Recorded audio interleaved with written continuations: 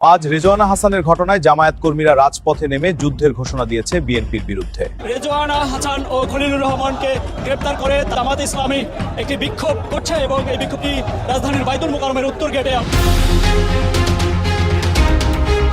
এদিকে আজ জামাত কর্মীরা সরাসরি যুদ্ধের ঘোষণা দিয়েছে বিএনপির বিরুদ্ধে। রাজপথে তুলপাড় পরিস্থিতি করে রেজওয়ানা হাসানের ঘটনা এবং খলিলুর রহমানের ঘটনা নিয়ে এই নিয়ে দেশে আবারও রণক্ষেত্র হয়েছে। আমি যদি কোনো মবের শিকার হই তাহলে জামাত শিবিরকেই দায়ী থাকতে হবে। আপনি হয়তো কেন আপনি জামাত শিবিরকে দায়ী থাকতে হবে এই কথাটাকে আমি মনে করি একটা উস্কানিমূলক কথা। ছাত্রলীগ কি তাহলে মাঠে ফিরে আসছে নাকি? ছাত্রলীগ কি তাহলে ঢালাও ভাবে রাজপথে নেমে আসলো নাকি? এদের ভিতরে আসলে এদের কলিজার ভিতরে এই কাঁপন কেন? কে ধরাইলো এদের কলিজার ভিতরে কাঁপন? মানে ছাত্রলীগ এখন ছাত্র দলের সাথে নাকি একত্ব পোষণ করে এখন জামাত শিবিরকে নাকি ঘন দৌড়াই দিচ্ছে। জামাত ইসলামের কঠিন চাপে করে সাবেক উপদেষ্টা সৈয়দা রেজওয়ানা হাসান এখন বিপদে পড়েছে। এক প্রকার পালানোর চেষ্টা করছে, ঘটনা ভিন্ন খাতে প্রবাহিত করার চেষ্টা করছে, অপব্যাখ্যা দেওয়ার চেষ্টা করছে। জামাতের হুঙ্কারে রেজওয়ানা হাসান ভয় পেয়েছেন। পরিবেশ উপদেষ্টা সৈয়দা রিজওয়ানা হাসানকে গ্রেফতার করেছে ভাটারা থানা পুলিশ। তার নাম সৈয়দা রিজওয়ানা হাসান। রাজধানীর একটি আবাসিক এলাকা থেকে গ্রেফতার করা হয় তাকে। একদিকে সাবেক উপদেষ্টা রেজওয়ানা হাসানের গ্রেপ্তারের খবর এসেছে, অন্যদিকে আজকে জামাত কর্মীরা রাজপথে নেমেছে এই রেজওয়ানা হাসানের ঘটনাকে কেন্দ্র করে বিএনপির বিরুদ্ধে সরাসরি একটা যুদ্ধের ঘোষণা দেয় এবং এই রেজওয়ানা হাসানের কঠিন শাস্তি চায়, ফাঁসি চায়। দর্শক শ্রোতা, এই মুহূর্তে কিন্তু কঠিন একটি রায় আসে বর্তমান সরকার তারেক রহমানের কাছ থেকে এবং দেশে নতুন একটা পরিস্থিতি তৈরি হয়। এই জামাত কর্মীরা যে সারা দিনভর রাজপথে ছিল, এখন কিন্তু রাতেও নতুন পরিস্থিতি, সবকিছু দেখতে পারবেন এই একটি ভিডিওতে। এই মুহূর্তে ঢাকার অবস্থা, আসুন আমরা কথা বাড়াবো না, আমরা সরাসরি ভিডিওর মূল আলোচনায় চলে যাব। এই বিষয় নিয়ে অনেক চাঞ্চল্যকর তথ্য আমাদের কাছে আছে, সবকিছু আপনাদেরকে দেখানোর চেষ্টা করব। ইলেকশন ইঞ্জিনিয়ারিং এবং জনগণের রায়কে পাল্টে দেওয়ার প্রতিবাদে আমরা দেখছি যে সৈয়দা রেজওয়ানা হাসান ও খলিলুর রহমানকে গ্রেপ্তার করে তাদেরকে জিজ্ঞাসাবাদের দাবিতে বাংলাদেশ জামাত ইসলামী একটি বিক্ষোভ করছে এবং এই বিক্ষোভটি রাজধানীর বাইতুল মোকাররমের উত্তর গেটে আমরা লক্ষ্য করতে পারছি যে বিক্ষোভ সমাবেশ শেষে তারা এই বিক্ষোভ মিছিলটি নিয়ে কিন্তু আমরা দেখছি যে পল্টন মোড় হয়ে নাইট অ্যাঙ্গেল মোড়ের দিকে যাচ্ছে, সেটি কিন্তু আমরা দেখতে পাচ্ছি এবং তারা বলছে অতি দ্রুতই তাদেরকে জিজ্ঞাসাবাদ এবং জনগণের রায়কে ইঞ্জিনিয়ারিং করে পাল্টে দিয়েছে এমন একটি দাবি তুলে তারা এই বিক্ষোভ করছে। এবং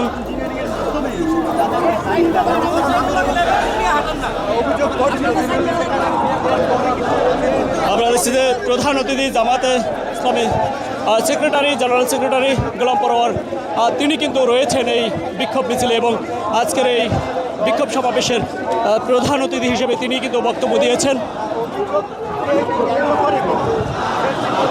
জামাত ইসলামের কঠিন চাপে করে সাবেক উপদেষ্টা সৈয়দা রেজওয়ানা হাসান এখন বিপদে পড়েছে, এক প্রকার পালানোর চেষ্টা করছে, ঘটনা ভিন্ন খাতে প্রবাহিত করার চেষ্টা করছে, অপব্যাখ্যা দেওয়ার চেষ্টা করছে। জামাতের হুঙ্কারে রেজওয়ানা হাসান ভয় পেয়েছেন। আপনারা জানেন যে জামাত ইসলামী আনুষ্ঠানিকভাবে প্রেস কনফারেন্স করে রেজওয়ানা হাসানের কার্যত গ্রেপ্তার দাবি করেছে, এখন আবার গ্রেপ্তারের দাবিতে রাজপথে মিছিল করছে। রেজওয়ানার কপালে বিপদ আছে, শুধু রেজওয়ানার কপালে না, এই জালিয়াতির এত রক্ত, এত শাহাদাতের শহীদদের সাথে জুলাই আন্দোলনের সাথে বেইমানি করার, জুলাই বিপ্লবের সাথে বেইমানি করার ফল যে কতটা কঠিন প্রত্যেক উপদেষ্টা পাবেন, তাদের কপালে বিপদ আছে। দর্শক, চারদিকে আমরা দেখতে পাচ্ছি যে উপদেষ্টারা ফেসে যাচ্ছেন। হ্যাঁ, মজার বিষয় শুধু বিএনপি পন্থী উপদেষ্টারা তারা নিরাপদে আছেন, অন্য সব উপদেষ্টারা ফেসে যাচ্ছেন। কোন কোন উপদেষ্টাদেরকে ফাঁসাচ্ছে Kaler Kantho, DP state, Bharat, media ইত্যাদি ইত্যাদি। আর বিএনপি সরকার তো আছে, বিএনপি পন্থী বা যারা বিএনপির সাথে আপোষ করতে পেরেছে তারা তো বহাল তবিয়তে তো থাকবেনই, বরং তারা অনেকে মন্ত্রী হচ্ছেন, যেমন খলিলুর রহমান মন্ত্রী হয়েছেন, আরো অনেকে অনেক কিছু পাবেন, অনেকে লাইনে আছেন। দেখেন, একটা বিষয় স্পষ্ট, এই ডিভিশন, কেউ বিপদে পড়ছে, কেউ পড়ছে না, কেউ মন্ত্রী হচ্ছে, কেউ দালালি করছে, কেউ মন্ত্রী বা ভিসি লাইনে আছেন। এটা থেকে একটা বিষয় স্পষ্ট যে ডক্টর ইউনূস সরকার উপদেষ্টারা বেইমানি করেছেন, একটা বিরাট অংশ বেইমানি করেছেন।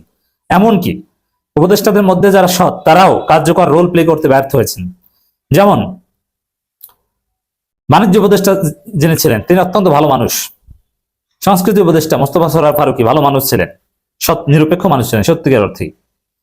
এছাড়া ফাজুল কবির খান অত্যন্ত ভালো মানুষ ছিলেন, কিন্তু তারাও ব্যর্থ হয়েছেন, কারণ তাদের আশেপাশে থেকেই রেজওয়ানা হাসান, খলিলুর রহমান, আসিফ নজরুলরা তারা জালিয়াতি করেছে, ভোট কারচুপি করেছে, জামাতকে ক্ষমতা আসে ঠেকিয়ে দিয়েছে।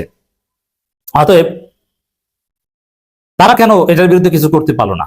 তারা প্রতিবাদ করতো, না পারলে তারা পদত্যাগ করতো, তারা রাজনৈতিক দলগুলোকে জানাতো যে এরকম এরকম মহা ষড়যন্ত্র চলছে। অতএব কেউ দায় এড়াতে পারে না, এই প্রত্যেক উপদেষ্টাকে দায় নিতে হবে। শুধু দায় এড়াতে পারে ছাত্র উপদেষ্টা, যারা আগে ভাগে পদত্যাগ করেছে। মাহফুজও দায় এড়াতে পারে না। তো দর্শক, এখানে অনেক কিছু অবশ্য আসিফ মাহমুদ বলছেন, আর মাহফুজ আলম তো কিছু বলছেন না। এই উপদেষ্টা পরিষদ ইউনূসের নেতৃত্বে, এমনকি প্রফেসর ইউনূস নিজেও জাতির সাথে বেঈমানি করেছেন। ভালো কাজের আড়ালে মিঠে মিঠে কথা বলে ইউনূস বেঈমানি করেছেন। একটা সুষ্ঠু নির্বাচন কার্যত উপহার দেন নাই, ভয়ানক কারচুপি এবং রেজাল্ট ইঞ্জিনিয়ারিং এর একটা নির্বাচন উপহার দিয়েছেন। তো দর্শক, এখন আমার মনে হয় যে উপদেষ্টারা তাদের পাপের ফল পাবে, বিপদে পড়তে শুরু করেছে। রেজওয়ানা হাসান, খলিলুর রহমান, এদের বিরুদ্ধে তো জামাত বিক্ষোভ মিছিল করছে, গ্রেপ্তারের দাবি করছে, এবং আরো অনেক উপদেষ্টা যেমন আদিলুর রহমান, এদের কিন্তু গার্ডস আছে। এই ভিতরে এরকম ষড়যন্ত্র চলছে, এরা কিছু বলেন নাই কেন? বশির কিছু বলেন নাই কেন? ফারুকি কিছু বলেন নাই কেন? অতএব কেউ চুপ থাকার দায়ী হলো অপরাধী। এদের প্রত্যেককে অ্যারেস্ট করা দরকার। সেই জুলাই বিপ্লব, কত শাহাদাত। তবে এখানে ইউনূস অনেকটা নিরুপায় হলো ইউনূস। আপনি যখন দেখছেন যে এটা আপনি পাচ্ছেন না, এরকম কারচুপির চেষ্টা চলছে, আয়োজন চলছে, তখন আপনি পদত্যাগ করে চলে যেতেন। কিন্তু আপনি 2 নম্বর এটা কেন করলেন? বেঈমানিটা কেন করলেন? শহীদদের রক্ত, আত্মা এই উপদেষ্টাদের বদদোয়া দিবে এবং তাদের উপর গজব পড়বে। অলরেডি শুরু হয়েছে, দেখেন না? অনেকে বিমানবন্দরে যেতে দেয় না, হয়রানি করে, এবং এই 2 উপদেষ্টাকে গ্রেপ্তারে দাবি করছে। বুঝেন, কপালে বিপদ আছে, দেশ ভিন্ন দিকে যাচ্ছে। সমন্বয়কদের ভিতরে আসলে এত ভয় ভীতি কেন? ছাত্রলীগ কি তাহলে মাঠে ফিরে আসছে নাকি? ছাত্রলীগ কি তাহলে ঢালাও ভাবে রাজপথে নেমে আসলো নাকি? এদের ভিতরে আসলে, এদের কলিজার ভিতরে এই কাঁপন কেন? কে ধরাইলো এদের কলিজার ভিতরে কাঁপন? মানে ছাত্রলীগ এখন ছাত্র দলের সাথে নাকি একত্ব পোষণ করে এখন জামাত শিবিরকে নাকি ঘনদোলাই দিচ্ছে, সাদেক কাইমকে ব্যাপকভাবে গণপিটুনি। রোজা রমজানের মাসে এই মিথ্যা কথাটি না বললেই কি নয়। তবে এখানে কিছু মজার ঘটনা আছে, যেগুলো একটা একটা করে আপনারা সামনে এই ভিডিওতে দেখতে পারবেন। দর্শক বন্ধুরা, দেখে আসুন। আমি নিজে পুলিশের সাথে মারামারি করেছি, পুলিশের গায়ে হাত দিয়েছি। এখন যদি কোনো মতে যদি শেখ হাসিনা ফিরে আসে, সে আর জোর করে কিছু করা লাগবে না, সে রাষ্ট্রীয় নিয়মে আমাকে ফাঁসি দিতে পারবে। তো জুলাই ঘোষণাপত্রের প্রয়োজনটা এই জায়গায়। এটাই হচ্ছে এদের কলিজার ভিতরে ভয়ের কারণ, বুঝতে পারছেন? আর কোনো কারণ নাই রে ভাই, এটাই হচ্ছে এদের ভয় পাওয়ার কারণ। কারণ পুলিশকে তারা যেভাবে গণহত্যা করছে, শেখ হাসিনা যদি কোনোভাবে কামব্যাক করে, কোনো কিছুর প্রয়োজন নেই। রাষ্ট্রীয় যে আইন আছে, সেই আইন মোতাবেক তাদের মুখ থেকে আপনারা শুনলেন কি করতে পারবেন। কাজেই বর্তমান এই যে আপনার ছাত্রলীগের দোহাই দিয়ে আওয়ামী লীগ যাতে এনিহাও কামব্যাক না করতে পারে, এনসিপি যাতে কোনোভাবে রাজপথ ধরে রাখতে পারে, ইভেন আওয়ামী লীগকে যেভাবে হোক না কেন মিথ্যার আশ্রয় নিয়ে যেভাবে তারা 5 আগস্টে সরকার পতন করেছিল, সেম তারা একই ভূমিকা পালন করে রে ভাই আপনার আওয়ামী লীগকে দূরে পাঠাইতে চাইছে। যাতে এই যে বিএনপি সরকার যে তারা বলতেছে যে পুলিশ গণহত্যার বিচার হবে, মির্জা ফখরুল সাহেব উনি যে বলছে তদন্ত হয়েছে, প্রয়োজন হলে আবার হবে, তাই না? কাজে এইগুলা কি প্রমাণ করে? সমন্বয়করা ফেসে যাচ্ছে। তার নিজের মুখ থেকে আপনি শুনলেন যে আমি নিজে মারছি পুলিশকে। এর থেকে বড় প্রমাণ আর কি হয় বলুন?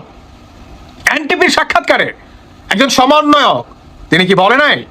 হ্যাঁ, বলেছিল কিনা যে পুলিশকে আমরা যদি না মারতাম, মেট্রো রেল আমরা যদি না পোড়াতাম, আরো অকারেন্স যদি আমরা না করে আওয়ামী লীগের উপরে দায়ভার না চাপাতাম, আমাদের এই বিজয়ের অর্জনটি এত সহজে হতো না। হতো না কি? হতোই না।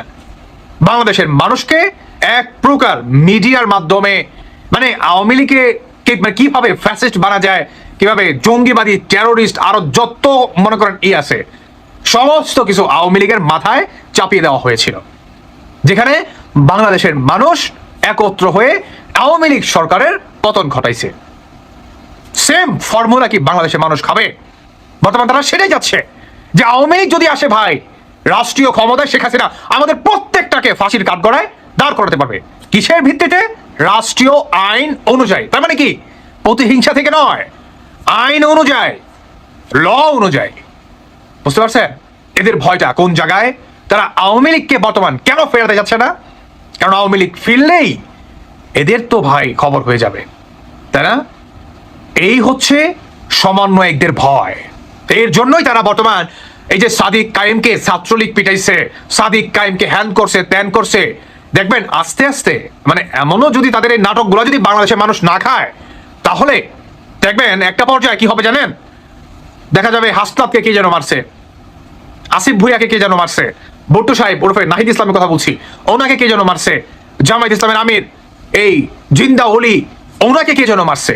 দেখতে পারবেন অচিরে এই ধরনের ঘটনা হয়ে যাবে যদি আওয়ামী লীগকে পুনরায় বাংলাদেশে ফেরায়। এটা হচ্ছে তাদের জবান থেকে। অথচ আওয়ামী লীগকে কিন্তু ফেরানোর কিছু নাই। বাংলাদেশ মানেই আওয়ামী লীগ, আওয়ামী লীগ মানেই হচ্ছে বাংলাদেশ। কখনো যেন এই শক্তি অর্থাৎ জামায়াত যেন মেইনস্ট্রিম বা মূল ধারায় আসতে না পারে, আমরা সেই কাজটা করতে পেরেছি। আমরা তাদেরকে মেইনস্ট্রিম হতে দেই নাই। কথাগুলো শুনে যে কেউ থমকে দাঁড়াবেন, মনে হবে হয়তো কোনো রাজনৈতিক দলের কট্টর কোনো নেতা তার প্রতিপক্ষকে গাইল করার গল্প শোনাচ্ছেন, কিন্তু না। এই কথাগুলো বলেছেন সদ্য বিদায়ী অন্তর্বর্তীকালীন সরকারের একজন শীর্ষ উপদেষ্টা সৈয়দা রিজওয়ানা হাসান। একটু থামুন এবং কথাগুলো গভীরভাবে চিন্তা করুন। এই যে অন্তর্বর্তী সরকারের প্রধান এবং একমাত্র দায়িত্ব ছিল দেশের সম্পূর্ণ নিরপেক্ষ, সুষ্ঠু এবং সবার জন্য সমান সুযোগ বা লেভেল প্লেইং ফিল্ড তৈরি করা, সেই সরকারের একজন উপদেষ্টা আজ নিজ মুখে স্বীকার করেছেন যে তারা একটি নির্দিষ্ট রাজনৈতিক দলকে ধ্বংস করার জন্য, তাদের মূল ধারার রাজনীতি থেকে দূরে রাখার জন্য রাষ্ট্রযন্ত্রকে ব্যবহার করেছেন। বাংলাদেশের রাজনৈতিক ইতিহাসের অন্যতম বড় এবং কলঙ্কজনক অধ্যায় এবং গভীর ষড়যন্ত্রের পর্দা আজ ফাঁস হচ্ছে। কিভাবে একটি নিরপেক্ষ সরকারের খোলসে থেকে চরম পক্ষপাতিত্ব করে পুরো নির্বাচন ব্যবস্থাকে সুকৌশলে ম্যানিপুলেট বা ইলেকশন ইঞ্জিনিয়ারিং করা হয়েছে এবং কিভাবে একটি দলের অফিসিয়াল অ্যাকাউন্ট হ্যাক করে তাদেরকে নারী বিদেশি সাজানোর নাটক করা হয়েছে, তার পুরো চিত্র এখন একটু করে জনসমক্ষে আসছে। এই আলোচনায় প্রবেশের আগে একটি বিষয় পরিষ্কারভাবে বোঝা দরকার। অন্তর্বর্তীকালীন সরকার বা ইন্টারিম গভর্নমেন্টের কাজটা আসলে কি? একটি দেশে যখন কোনো রাজনৈতিক সরকার থাকে না, তখন নির্বাচন আয়োজনের জন্য যে অস্থায়ী সরকার গঠিত হয়, সেটাই হলো অন্তর্বর্তীকালীন সরকার। এই সরকারের সবচেয়ে বড় বৈশিষ্ট্য হলো নিরপেক্ষতা। তারা হবেন অনেকটা খেলার মাঠে রেফারির মতো। রেফারি কখনো কোনো নির্দিষ্ট দলের হয়ে খেলে না বা কোনো খেলোয়াড়কে ইচ্ছে করে মাঠ থেকে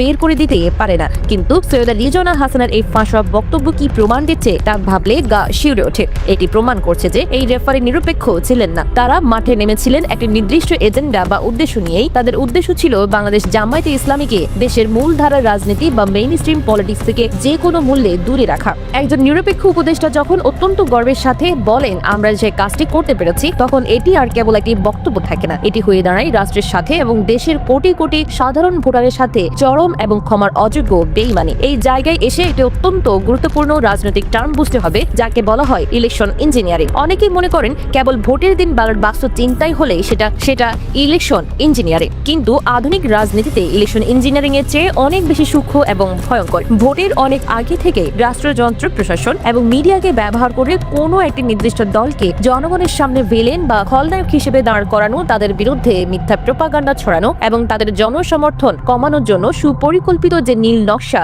বাস্তবায়ন করা হয়, তাকেই বলা হয় ইলেকশন ইঞ্জিনিয়ারিং। সৈয়দা রিজওয়ানা হাসানের নেতৃত্বাধীন উপদেষ্টারা ঠিক এই কাজটি অত্যন্ত নিখুঁতভাবে করেছেন। তারা জানতেন জামায়াতে ইসলামী যদি সমান সুযোগ পায়, তবে তারা ভোটের মাঠে এক বিশাল শক্তি হিসেবে আবির্ভূত হবে। আর সেই ভয় থেকেই তারা নিরপেক্ষতার মুখোশ পরে এই নীরব কারচুপির আশ্রয় নিয়েছেন। জামায়াতকে মূল ধারা থেকে ছিটকে ফেলার জন্য তারা ঠিক কি ষড়যন্ত্র করেছিলেন, তার সবচেয়ে বড় এবং নগ্ন প্রমাণ হলো জামায়াতে ইসলামের অফিসিয়াল এক্স অ্যাকাউন্ট হ্যাক করার ঘটনা। একটি রাজনৈতিক দলের সোশ্যাল মিডিয়া অ্যাকাউন্ট হলো জনগণের সাথে তাদের যোগাযোগের সবচেয়ে বড় মাধ্যম। বিগত অন্তর্বর্তীকালীন সরকারের আমলে অত্যন্ত সুপরিকল্পিতভাবে জামায়াতের এই অফিসিয়াল এক্স অ্যাকাউন্টটি হ্যাক করা হয়। আর সবচেয়ে ভয়ঙ্কর তথ্য হলো এই হ্যাকিং এর পেছনে কোনো সাধারণ হ্যাকার ছিল না, এটি করেছিল খোদ সরকারের ভেতরেরই একজন বেতনভুক্ত কর্মচারী। হ্যাক করার পরে সেই অ্যাকাউন্ট থেকে উদ্দেশ্য প্রণোদিতভাবে নারীদের বিরুদ্ধে চরম অবমাননাকর এবং উস্কানিমূলক পোস্ট দেওয়া হয়। রাজনীতির ভাষায় একে বলা হয় ক্যারেক্টার অ্যাসাসিনেশন বা চরিত্র হনন, অর্থাৎ কোনো ব্যক্তি বা দলকে এমন ভাবে জনগণের সামনে উপস্থাপন করা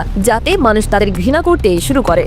দর্শক আপনারা তো দেখলেন এখানে কি কথা হচ্ছে, অনেকেই কিন্তু অনেক কথা বলতেছে, অনেকে আলোচনা করতেছে, অনেকে সমালোচনা করতেছে। বিশেষ করে এইখানে আমরা দেখতে পাচ্ছি উপদেষ্টা রেজওয়ানা হাসানের বিষয়ে অনেক তথ্য আসে এবং দেশের মধ্যে যে নতুন অনেক চাঞ্চল্যকর নিউজ বর্তমানে ছড়িয়েছে এইগুলো নিয়ে কথা হচ্ছে গাইজ। এই বিষয়গুলো দেখে এবং দেশের রাজনীতির প্রেক্ষাপটগুলো নিয়ে এবং এই বিষয় নিয়ে আপনার মন্তব্য কি? আপনার মন্তব্যটা অবশ্যই আপনারা আমাদের কমেন্ট বক্সে লিখে যাবেন। আর হেতক্ষণ আপনাদেরকে আমরা যা কিছু দেখেছি সব কিছু আমরা সোশ্যাল মিডিয়া থেকে সংগ্রহ করেছি, এখানে আমাদের নিজস্ব কোনো মন্তব্য নেই বা আমাদের নিজস্ব কোনো সিদ্ধান্ত নেই। সর্বশেষ আপনাদের কাছে আমাদের রিকোয়েস্ট থাকবে আপনারা আমাদের চ্যানেলে নতুন দর্শক হয়ে থাকলে চ্যানেলটি সাবস্ক্রাইব করবেন এবং পাশে থাকা বেল বাটনটি বাজাবেন যাতে করে নেক্সট ভিডিওটা সবার আগে আপনাদের কাছে পৌঁছে যায়। ধন্যবাদ।